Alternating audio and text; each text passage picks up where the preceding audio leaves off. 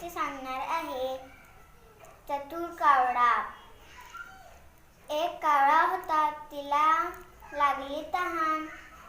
त्या इकडं तिकडं फिरत होता. त्याला एक माठ दिसला. त्याच्यात पाणी थोडा होता आणि तिची चोच पाण्यामध्ये पोचत नव्हती आणि ते उडाला. आणि त्याला एक मुलगा दिसला. पाईप मध्ये नारळ पाणी पीत होता आणि त्याला एक युक्ती सुचली आणि ते नळी घेऊन उडाला आणि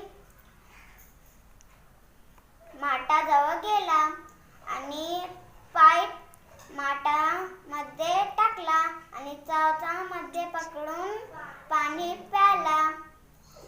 अशा प्रकारे त्याने त्याची तहान भागवली. कशी लागली गोष्ट? भारी ना?